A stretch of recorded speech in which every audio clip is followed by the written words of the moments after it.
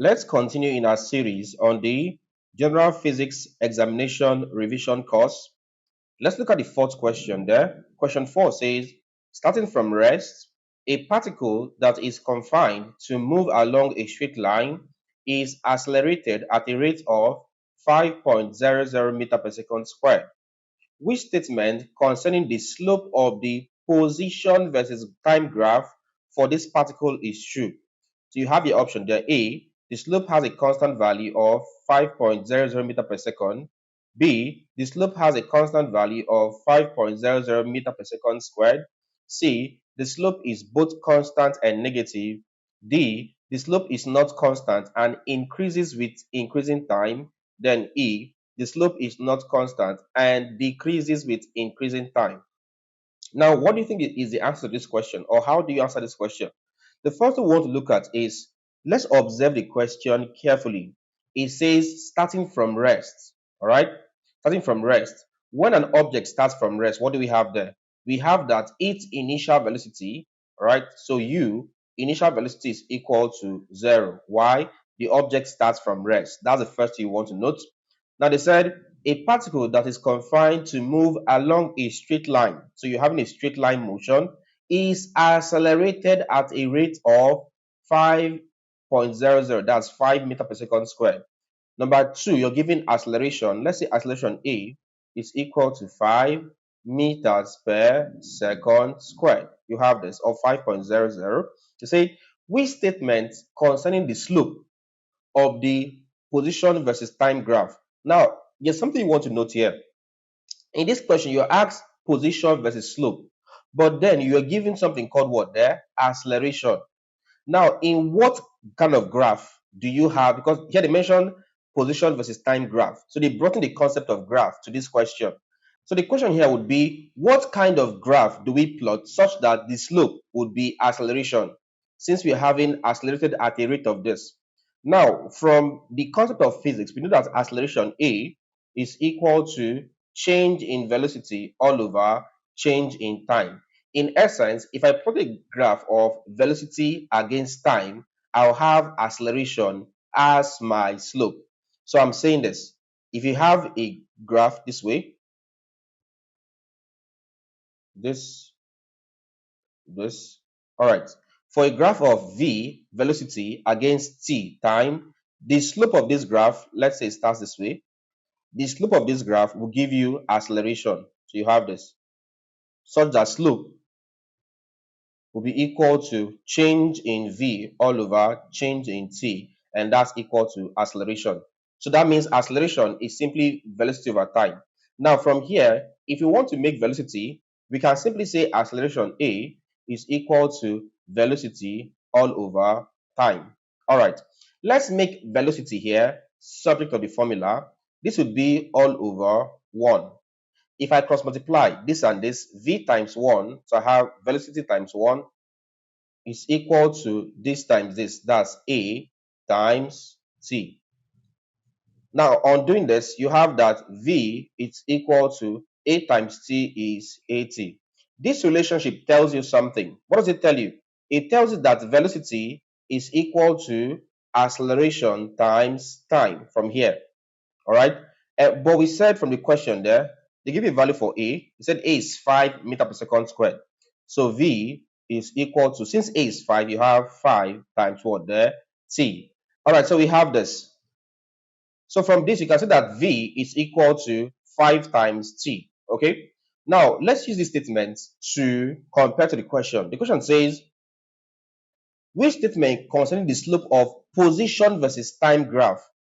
Now, the graph we have is velocity versus time. Let's do a position versus time graph. If I do position, let's call it X. If I do a graph of position, position here can also be seen as displacement. A graph of position, that's displacement against time. If I draw the graph of displacement against time, what do I have? What do you observe? Now let's say this. If I plot this, you have that the slope is equal to displacement all over time. This displacement is in meters and time is in seconds. You will see that the slope of displacement or position against time would give you velocity. All right, so the slope here is equal to velocity. You have this. So from this, you want to observe that the slope of position against time simply is velocity. So I'm saying this. When we say slope of position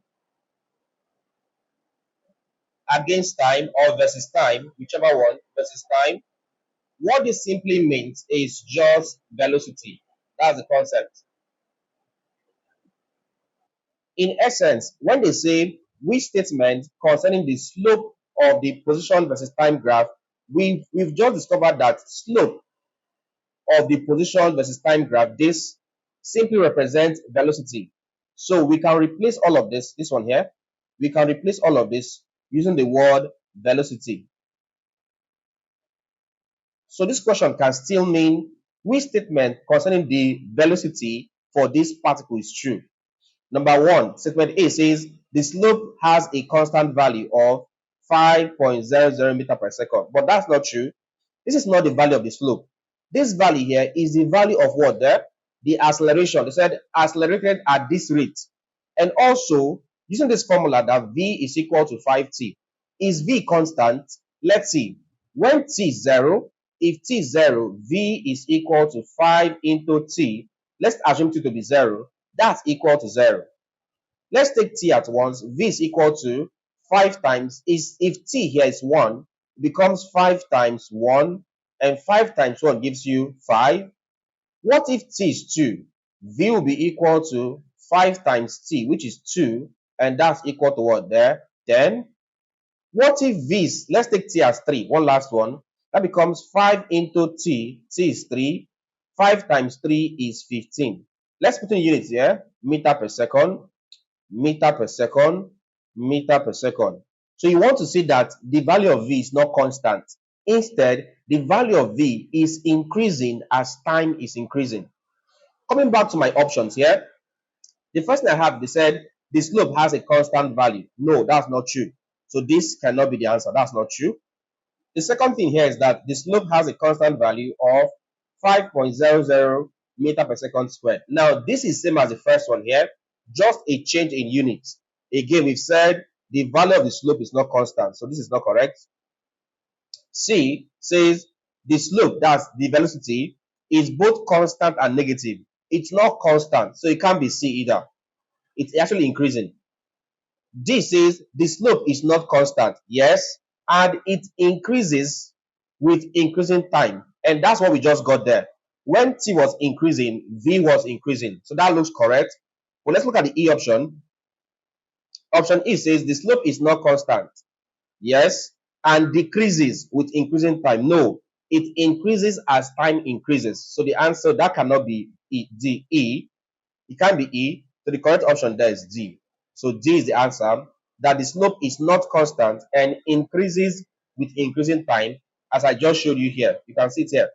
When time increased from 0 to 1, V moved from 0 to 5. When time increased from 1 to 2, V increased from 5 to 10. When time increased from 2 to 3, V increased from 10 to 15, all in meter per second. All right, so that means V is not constant and it increases with increasing time. The correct option is D. That's how you solve this question. All right. Okay, so you have question 5 there.